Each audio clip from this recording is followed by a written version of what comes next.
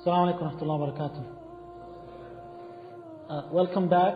Inshallah, we are about 2 sessions from finishing today, inshallah.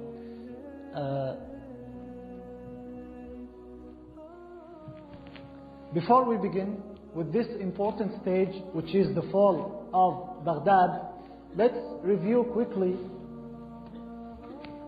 in chronological order what took place. What are the most important dates that we have, like the most important years? For instance, if we began from year 603 of Hijrah, and that corresponds to 12/6, right? Gregorian. What happened? What did Genghis Khan do? That marks the establishment of the Mongol state. Come on guys, this is the beginning of the class. Subhanallah. I thought this is good, but now I'm sure it's important. Because it seems we went far ahead of the date. Guys, before 603, before that time, the Mongols did exist. And the Tatars, they did exist. But they were divided, separated. Genghis Khan, he established the state. And he became the Khan, the king of kings. He got the title, Genghis, the king of kings, at that year. All the way until when?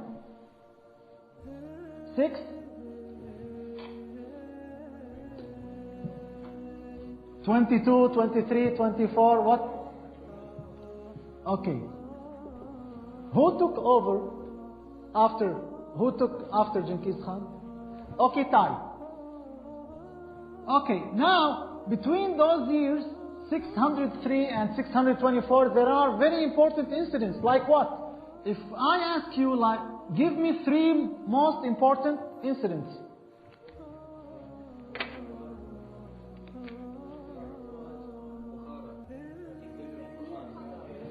616, the beginning of the attacks, right? And in that year, the fall of Bukhara. Then what? In the same year, 617. Okay? The fall of not only Samarkand. This year, what is significant about this year? 617. Like Samarkand, and the list is full. Maru, Naysabur, and so on and so forth. What else? Do you recall any important incident between 6:3 and 624? Anything important?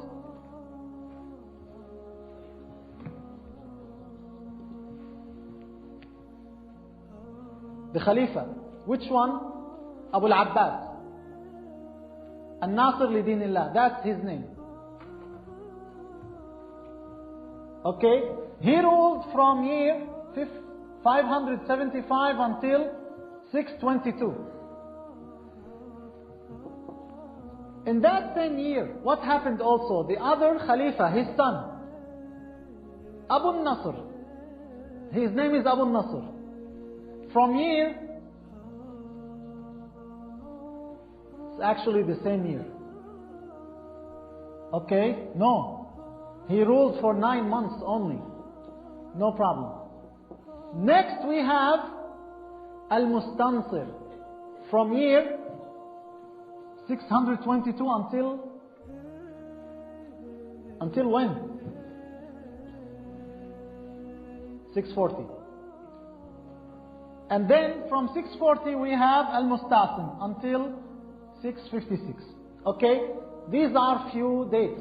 Maybe tomorrow, inshallah, I need to review few things. Now, this is food for thought until tomorrow.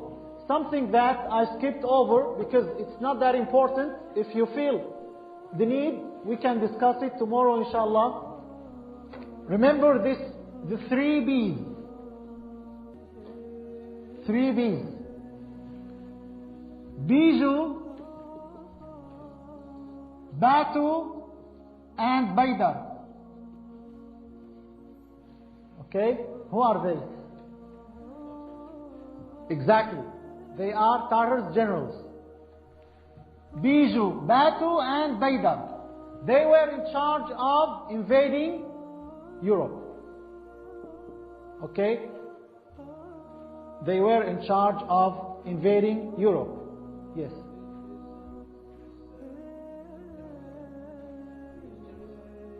Tartars.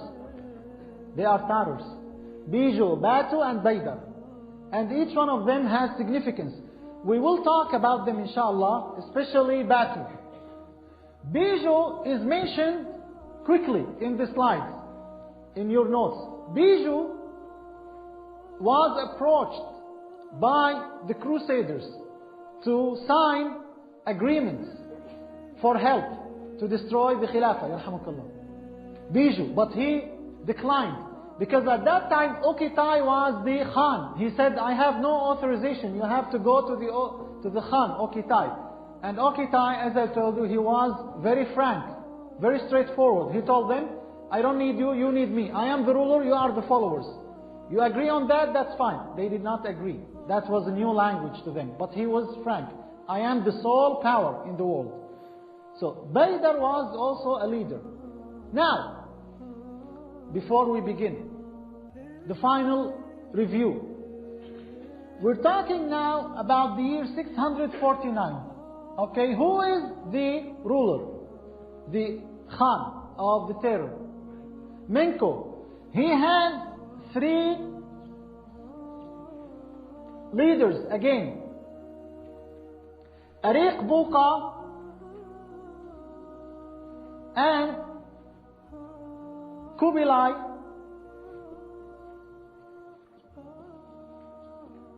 Each one in charge of a region. And then we have Hulaku. Okay? We are talking about Hulaku. Hulaku had a specific mission to destroy the Khilafah, the Abbasi Khilafah. Yes.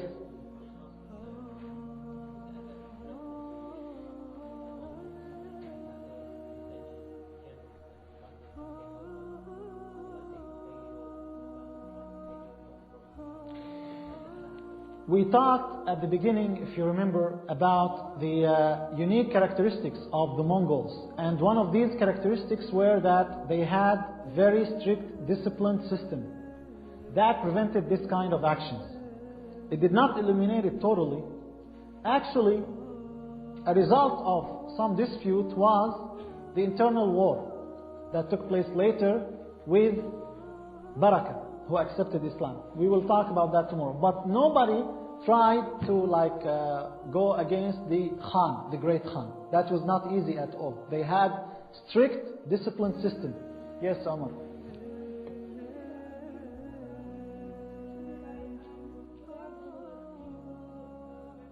True. They are brothers of Menko Khan and they are leaders. He assigned, as a Khan, he assigned those 3 leaders in charge of regions, different regions, Central Asia, Southern Asia, and the Western Asia, for destroying the Abbasi Khilafah. Are we good so far? Alright. Now, we come to the preparation. The preparation of Hulaku. What did he do? Mainly, yes, Omar. True. Yes. Mainly, he worked on 3 main fronts. The first one is the infrastructure. Now, if you look at the map, if we wanted to measure the distance between Karakorum and Baghdad, how far is it? Approximately over 10,000 kilometers. Now, in the rate that I told you, on average, how long it takes? I know, 40 kilometers, let's say 50. So, from 10,000 kilometers, for 10,000 kilometers, to cross that, how many days do you need? 1,000 divided by 5, 200 days. It takes 200 days. What does that mean? How many months? Over approximately 7 months. 7 months.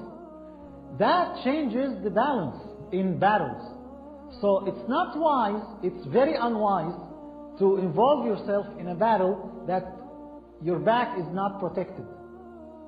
So Hulaku prepared his army very well against the Khilafah, against the Abbasid Khilafah. So what did he do? The preparation began with the infrastructure. What does that mean? His army. He started with his army.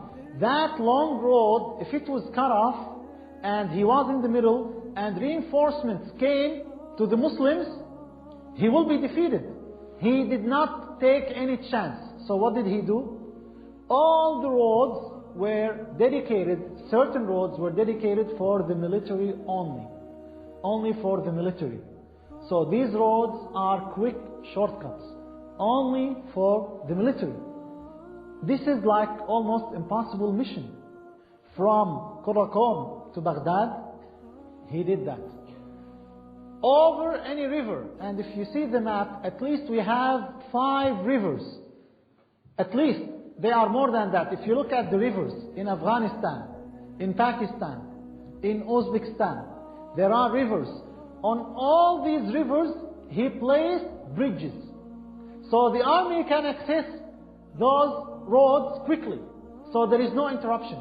He doesn't need to wait until they need to cross the river and it's already built. So now the access, instead of taking 200 days, it's taking 100 days, more or less. At least he secured quick roads. On top of that, he prepared roads for animals and prevented those roads from animals. For animals and from animals, yes. An army, huge army like the army of Hulaku that is preparing, he needed grass to feed the horses and the mounts that his army is using. So to do that, he prevented the animals of peasants, of other people from certain routes. These routes were only for the military, all the way. Again, subhanAllah, you look at this, you say, why couldn't he just take the food with him? He did that, but at the same time taking food for the military and for the animals of the military, no. The animals of the military, they will have the food on the way. Every time they go, there is food for them. Look at this preparation. That's one front, the infrastructure. The other front, which is the opponent, reaching out to the opponent.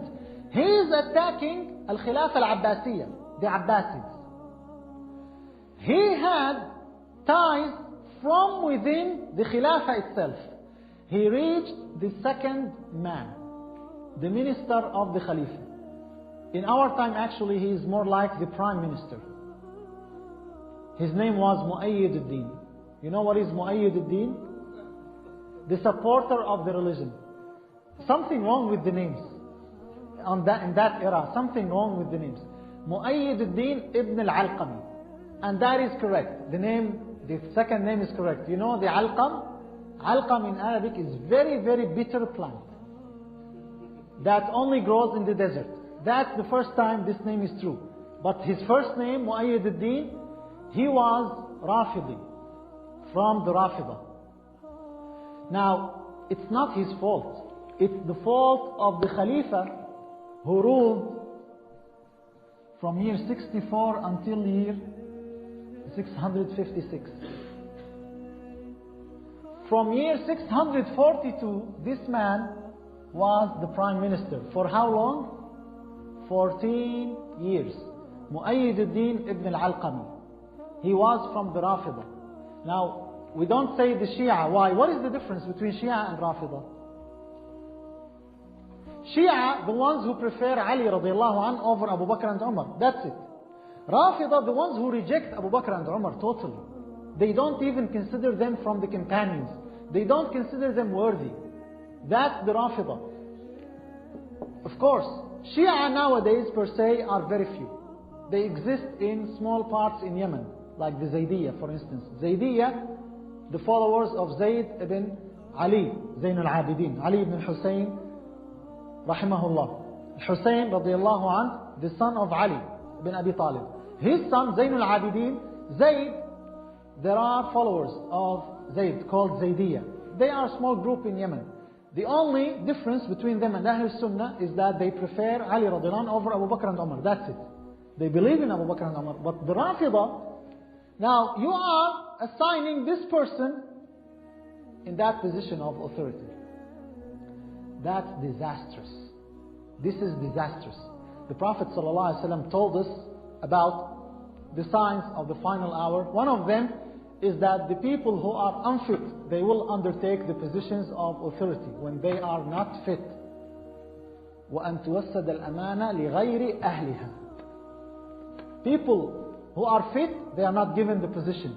You are given the position not because you are qualified, but because you have ties with the person, or because your father was. So you are the son of that parent. That's it. So for 14 years, he is taking control of everything. You as a Khalifa, Al-Musta'sim, Abu Ahmed, his name Abu Ahmed Abdullah Al-Musta'sim, the Khalifa. You leave this man and you don't find out, you make him in charge. So Hulaku reached out to Ibn al-Alqami. Now what could Hulaku offer him? I mean, Ibn al-Alqami, in this stage, he's the prime minister, so almost everything in his hand. But subhanallah, it's greed. It is greed. What more Hulaku could offer you? Ibn al-Alqami was deceived that Hulaku from the Tatars, they have more, so let's have more than just Baghdad only, just Iraq, the region of Iraq. I will have control over more place. That is tragic, right? But there is more tragic developments.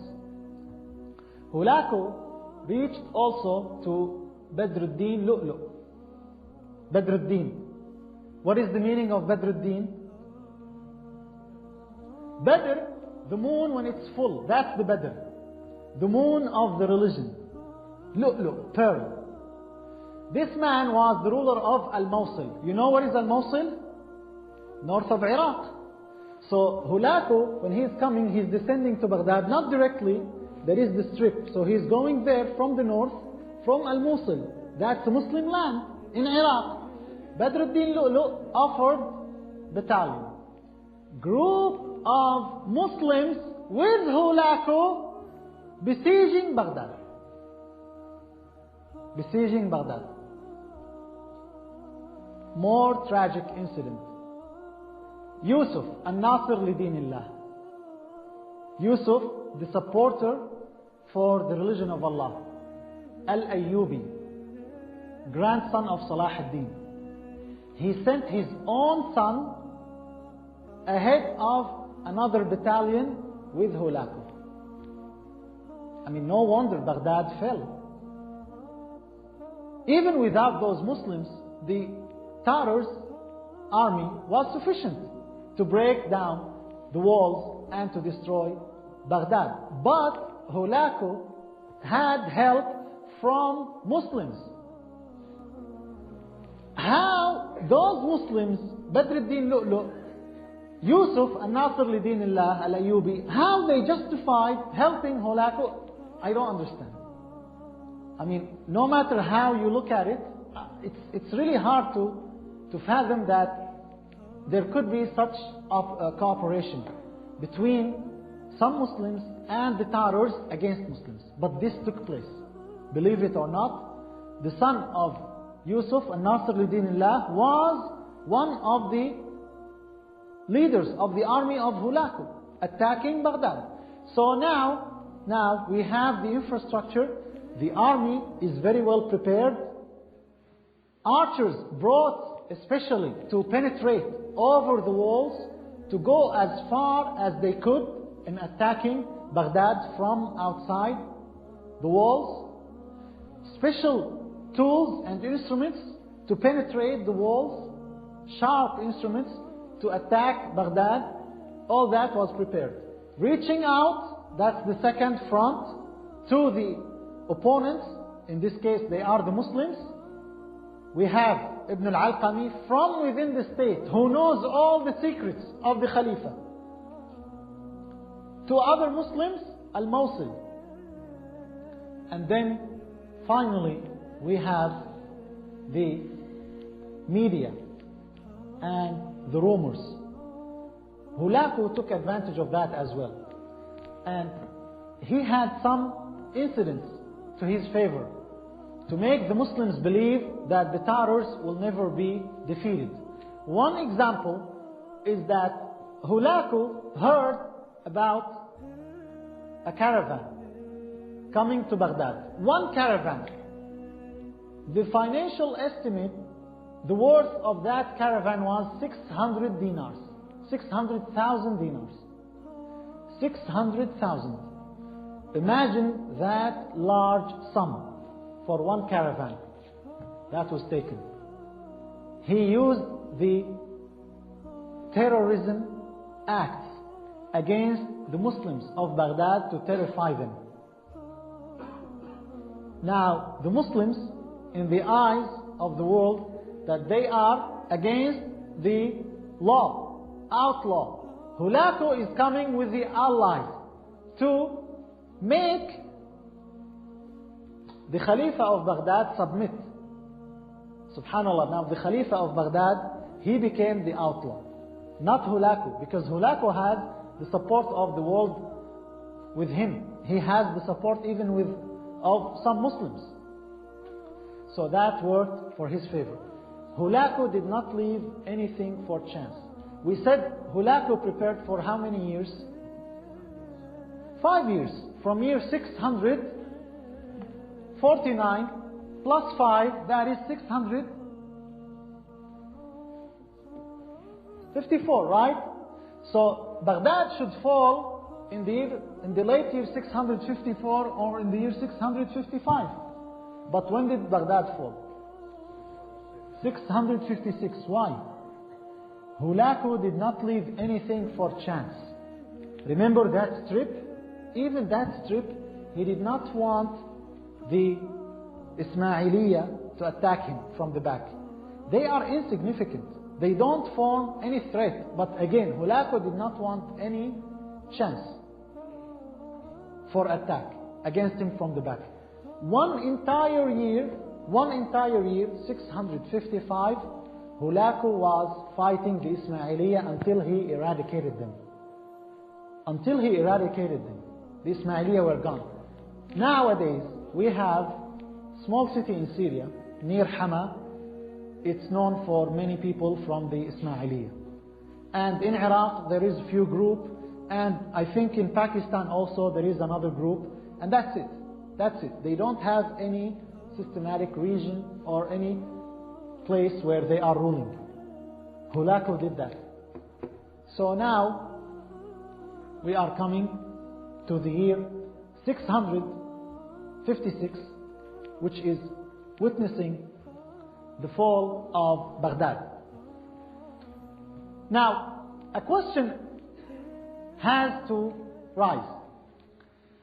Within those 5 to 6 years, don't look at the folders, please. Leave the notes. Pay attention here. In all those years, with all that preparation, where was the Khalifa? Where was he? What was he doing? Didn't he know that all these preparations are taking place? Where is the army of the Khilafah? Where is the army of the Khilafah? Not only now. Again, this Khalifa, he ruled from year 640. He saw what happened before, that there were attempts to take Baghdad. Wasn't there sufficient time to raise a generation of Muslims that are able to fight, that are able to defend the Muslim land? What was his role at that time? The Khalifa, they say, he was shocked to see the army of Hulaku in front of the walls of Baghdad. Of course he was shocked because he was sleeping. he was sleeping. 200,000 soldiers. Wallahi, even now in our time, this number is huge. It's very hard to arrange for 200,000 soldiers to come to a battlefield.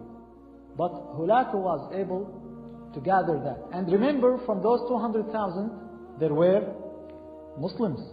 There were some Muslims. Not only that, Hulaku asked from Kubilai to send also some reinforcements from Europe, from Russia. Now, if you look at the map from Russia, if you're going to come to Baghdad, you have to go through what? What is north of Baghdad? Turkey, Sham, but right north of Baghdad, the city that we just mentioned earlier. Mosul, right? Mosul, Sham, Turkey. They are ruled by Muslims or non-Muslims? Muslims. How far is Russia from Baghdad? Roughly. A good 1,000 kilometers. Let's say 600 kilometers. All these kilometers, they are all Muslim land. Was there any opposition? No. No. They opened the road. Subhanallah. Nowadays, the Muslim land, it was attacked from where? From where? From inside the Muslim lands. From the bases, the military bases in the Muslim land. You see the patterns, the parallels that are drawn, subhanallah.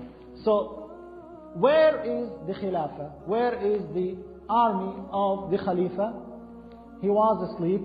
And again, when you have someone that is hiding the news from you, then you have to check on yourself. The Prophet ﷺ said, مَا مِنْ عَبْدٍ يَسْتَرْعِيهِ اللَّهُ رَعِيَّةً إِلَّا كَانَ لَهُ بِطَانَتَانِ. Any servant that Allah subhanahu wa ta'ala gives him position of authority, gives him the ability to undertake a position, except that he will have two types of assistants.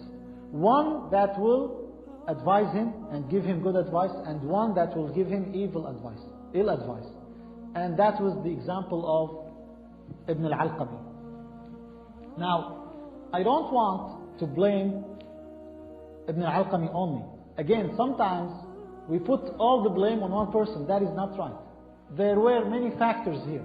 Even the Khalifa himself, he's not only to blame. What about the people? Just like now, as I said, people like to criticize the rulers, the hukam. Wallahi, some hukam, yeah, maybe we blame them, but they are 100 times better than some of their subject. So, there were many factors that led to the fall of Baghdad. So, yes.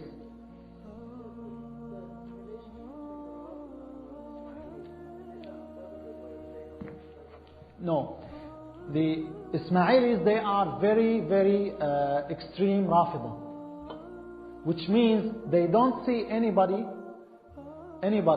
does not believe in what they believe, Muslim. Ismailiyya, they are grouped from the Batiniyya. Batiniyya, a general sect that believes that everything in the religion has apparent meaning and hidden meaning. They are the only ones who know the hidden meaning. Similar to the Ismailiyya, we have Alawiyya or Nusayriyya. Similar, we have Durziyya. There are certain groups of Batiniyya, but each one is separate. Even Al-Rafida themselves, Al-Rafida nowadays, especially in Iran, they are Ithna Ashariyya. They believe in the 12 Imams. Ismailiyya, they don't believe in that. The same thing with the Ubaidiyya, Fatimiyya in Egypt. They believe only in 7. So they have their differences. But when it comes against Muslims, you will find them united. You'll find them united. So, anyways, now, at the beginning of the year of 656, the Khalifa was surprised to see the army of the Tartars next door, in front of the gates of Baghdad. Remember, at that time, Baghdad was the strongest city in the world. Naturally, it's not that strong naturally, but it was very well protected for 500 years. walls were built, reinforcements were made, planning was taking place, everything, and it was expanding. So Baghdad was not easy to attack. But with a preparation like that from Hulaku, and with heedlessness like that from the Khalifa and the Muslims, the result was clear. However, the Khalifa did not know what to do. Now it's too late to do anything. He wanted to negotiate. And this is what happens. And we always say, what was taken by force will be only reclaimed by force. Now, those people are coming for one purpose only, to destroy you, to destroy the Khilafah. Although you are not yourself, you're not strong, but you represent something symbolic that is great, which is the leadership of all Muslims, the Khilafah. That's what happened. So, the Khalifa, he did not know what to do. He did not know what to do. And when you don't know what to do, what are your options?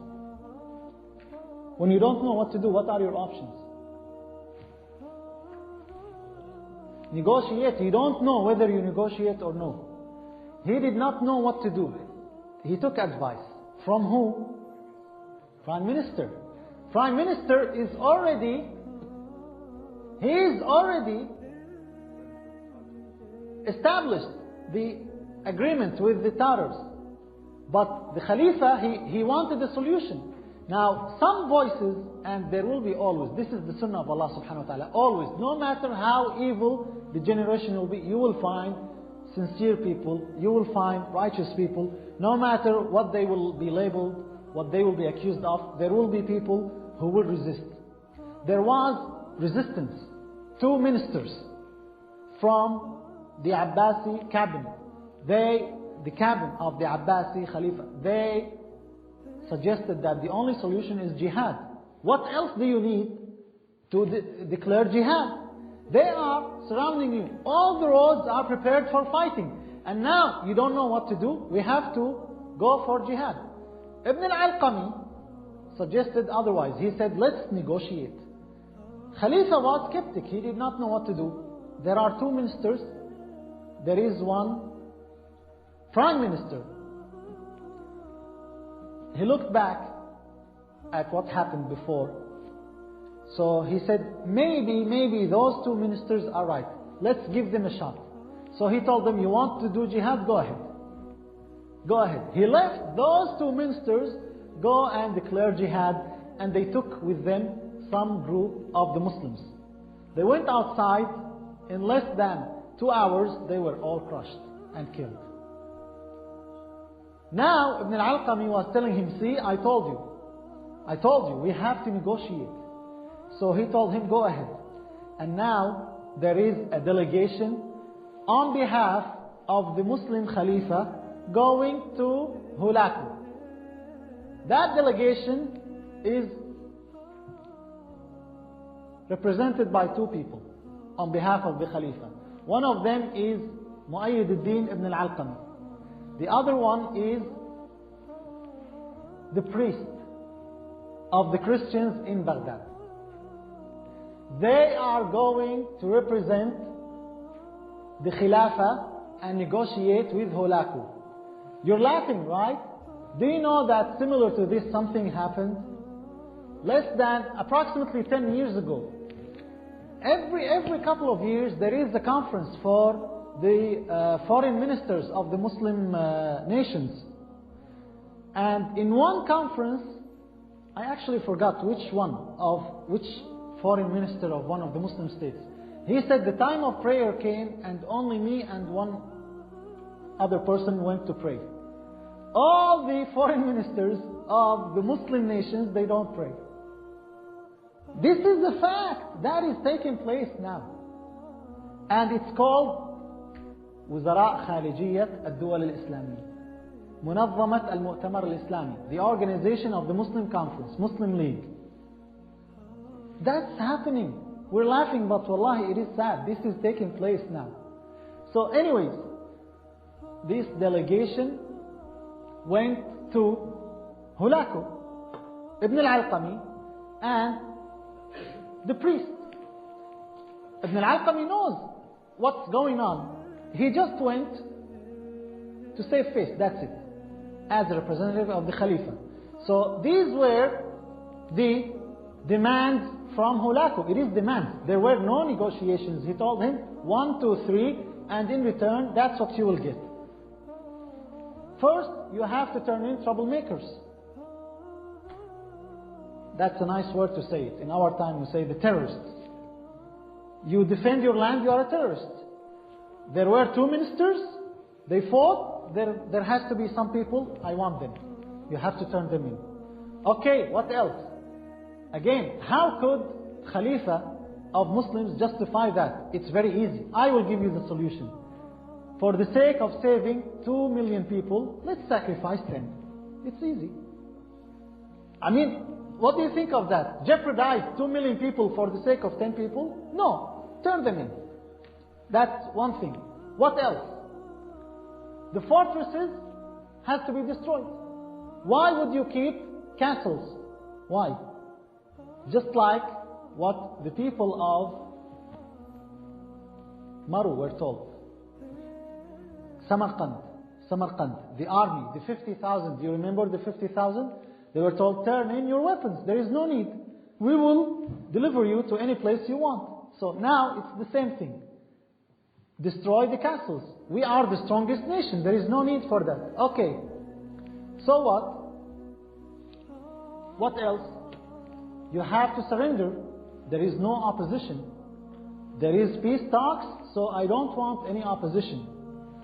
The ruler, the Khalifa, will rule on behalf of us. So we will keep him.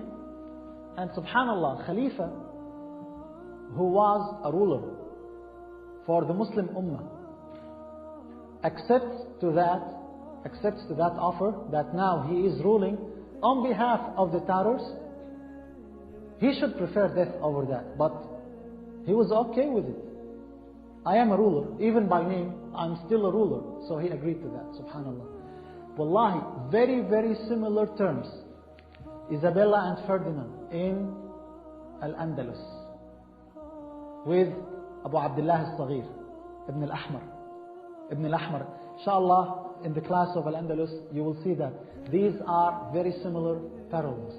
So anyways, in return, okay, you commanded that. You demanded that these 3-4 things have to take place. In return, what are you giving us? The Khalifa is protected. You are a ruler, but you're not independent ruler. You are under our supervision. What else? To strengthen the ties, my daughter, the daughter of Hulaku, will marry your son, the son of the Khalifa, to show the good intentions. And of course, Hulaku was not thinking of that at all, but just to express his good intention. He never thought about that. He would not agree. He would think even that the son of the Khalifa is not fit for his daughter. So, the most important thing, and that's what made the Khalifa agree, is the last point. Giving the people of Baghdad safety. Because the Khalifa saw and heard of what happened before to the people who resisted in Naysabur, in Maru, in Samarkand, in Bukhara. Many examples. So that was kind of okay, but still he felt that these are tough conditions. So he asked for some time to deliberate, to think. Hulaku did not have time. Remember, we're talking about the beginning of the year. It was year 656, and it also corresponds to January. You have it in the notes. January 1258. January is a cold month. Hulaku does not want to jeopardize any one of his army. He doesn't have time. So, you either give us a response immediately, or we will launch the attack. That's what Hulaku decided. Then, in the meantime, before even the Khalifa gave his answer, Hulaku told his soldiers to launch the attack. The first attack, and you have it in the notes, page 33 on the side. Who was Arafah? Do you see that? Okay. The first attack, the walls are still there, and the soldiers of the Khalifa are behind the walls. The soldiers of the Tartars, they did not attack yet. The archers did. One arrow penetrated the palace where the Khalifa was. He was close to the battleground. One arrow hit Arafah. Who's Arafah? She was a girl that the Khalifa was enjoying at that time. At that time. And the Khalifa was, now we say many times, actually the non-Muslims, they inserted many lies inside our books of history. But these reports are mentioned by Muslim scholars, by historians, like Ibn Kathir rahimahullah and others. In that serious time, you are looking at a girl dancing for you, laughing, and your city is under the siege. So Arafah was hit in the neck and she was killed. The Khalifa was very scared. How come my beloved girl was killed? That she was singing for me, that she was dancing for me. So what did he do? Did he go down, brandish his sword? No. He asked his servants to put thick curtains behind the windows, so nothing comes. Wallahi, it's funny, but that's what happens. You see the level of weakness. I skipped some chapters of weakness because they are really sad. Ibn Kathir rahimahullah and others, they mention that in some cities like Maru and Naysabur, a woman from the Tartars, a woman would see a group of men and she tells them, stay where you are. She doesn't have a weapon. She goes to grab a knife and she kills them one by one, and they are just watching. That's how weak and humiliated Muslims were at that time. Now, why is that? What was the reason for that? There were factors led to that. It did not just happen randomly like this. There were reasons led to that. So anyways, this is what took place. Now, they launched the attack. The Khalifa was scared. He wanted to agree. He said, fine, resistance is no good. They already reached my palace in front of the place that I am sitting. So he agreed to the terms of Hulaku, but it was too late. So Hulaku told him to come. He was brought. With group of Muslims, there was a list. Again, just like now, everywhere you go, there is a list, certain list. Those are the troublemakers. Those are the ones that... Hulaku had a list. He told the Khalifa, you don't come alone. You come with everybody that is on the list. So the negotiation would take serious tone, and the Khalifa agreed. They came all out to Hulaku, to his tent. Once they came, they isolated everybody and they left the Khalifa alone. They told him, only you enter to the leader, to Hulaku. Once he entered, everybody was killed. Those are the elite of the Muslims in Baghdad. They were all killed. Now, the Khalifa, yes. Both, deen and position, both. So now, again, he wanted to create vacuum. It's very dangerous when you don't have any political representation, any political leadership. Subhanallah, didn't the Americans establish playing cards with 52 names? What this has to do with weapons of mass destruction? If they were serious about democracy. Anyways, many parallels. Now, those 70 people, more or less, they were all killed. They were all killed. The Khalifa himself realized that, but it was too late. Now he is in front of Hulaku. Hulaku told him, I will not shed your blood. So the Khalifa thought that he is given protection. But in front of the Khalifa himself, 2 of his sons were killed. He made him suffer. At that moment, I'm sure nobody would like that to happen. And I'm sure at that moment, he wished if he never listened to his prime minister. But again, we could say if and if for a long time. It was too late. Now, Hulaku kept the Khalifa for a reason. He told him, I will not shed your blood. Not because he loves him. He wants him to confess.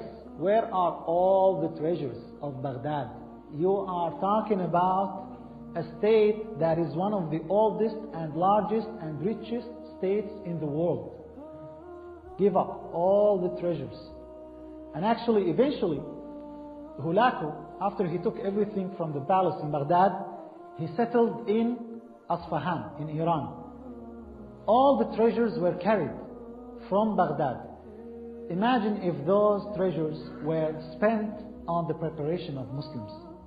Nowadays, is it a problem of money? Wallahi, it's not a problem of money. Is it a problem of manpower? No. Is it a problem of intelligence? No. Muslims are most intelligent people. So what is the problem? Problem is the will. Is there a will for Muslims to stand up for their beliefs, to be united? So that's what happened. This is the beginning of the end for Baghdad. Hulaku kept the Khalifa. He attacked everybody else. Everybody was killed. And now the soldiers were allowed to enter Baghdad. Now let's say this is Baghdad and Hulaku was here. The army that was coming from Al-Mosul reached Baghdad from there. So now there is an army from here and the army of Hulaku. The gates were opened. They got the keys. The Khalifa gave them. So they entered from all parts to Baghdad. And now Hulaku issued the order for the soldiers to kill everybody in Baghdad. For 40 days, Muslims were killed in Baghdad. How many? Some reports say 1,800,000 Muslims were killed. 1,800,000. Another report, another account says only 1 million. Either way, it is a tragedy. 1 million Muslims at that time. Hulaku entered the palace of the Khalifa and he uncovered the treasures. The Khalifa confessed that there is a fountain underneath. There was huge treasure, chest filled with gold that was kept from the Khulafa, all of them, one by one, keeping some in that treasure until it became huge. That was all taken by Hulaku. Now, for 40 days, Muslims are killed in Baghdad. They finished from the humans for 40 days. They moved to the other monuments in Baghdad, the library. The same thing in Qurtuba 25 years ago. From that time, in the other side, in Al-Andalus, the same thing happened, subhanallah, in Qurtuba. They destroyed the library. Baghdad, the library of Baghdad was the largest library in the world. Nowadays, you want to see the power, it's not only about military power, it's about knowledge, it's about education. And Al-Ma'mun, because, yes.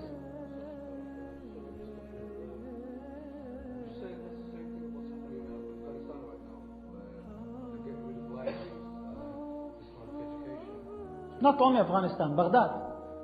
Even now, Baghdad, when the Americans entered Baghdad, How many treasures were stolen? Egypt. I laugh when I enter the museums and they say it was gifted by Egyptians. It was stolen from the Egyptians. It was not gifted by the Egyptians. It's the same thing. So they destroyed the library so much so. Now what did they do? They threw all the books in the river. Now Baghdad has two rivers, Euphrates and Dijla. Al-Furat wa Dijla. Dijla is deeper and it gushes more water. So they put and they threw all the books in Dijla until their horses were able to walk in the water. That's how many books were thrown. Over 1 million books. Can you imagine a library, even in our time, 1 million books?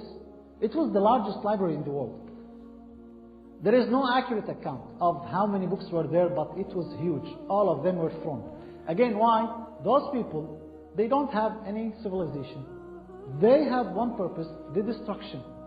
They destroyed humans, they destroyed the culture, the library. Now, Hulaku feared something. Now, 1 million bodies you have in the city. That will cause diseases to your soldiers. So now, after 40 days, a real amnesty, real protection was issued for people. Anybody who's hiding, anybody who is alive, please come out. We are giving you protection. Wallahi, they give them promises that you are protected, just come out. Why? Not because they love them, they want them to bury their relatives. They want them to bury their fathers, their children, because it's unbelievable. In a city like Baghdad, and the bodies are everywhere. Ibn Kathir rahimahullah says, whoever did not die from killing by the Tartars, he died from the diseases. You could imagine that disaster that was inflicted by Muslims in Baghdad. Subhanallah, very similar to this what happened on the hands of Americans, on the hands of Shia, on the hands of the extremists in Iraq, Al-Qaeda and others, against Ahlul Sunnah. One brother, he is telling me, this is a live account, that his relative died and they did not know for 3 days where he was. Until he tells me, if he is not trustworthy, I would not relate this story to. He said, Wallahi, we saw him in our dreams, that is telling us, come and bury me, I am in that place. And we went to that place, and he was indeed there as a body. We took him and we buried him. This is the tragedy of the fall of the Khilafah in Baghdad. I will stop here inshallah. Let's have a break and then we will continue. Any questions? Any questions before we go to the break? Yes. One, yeah.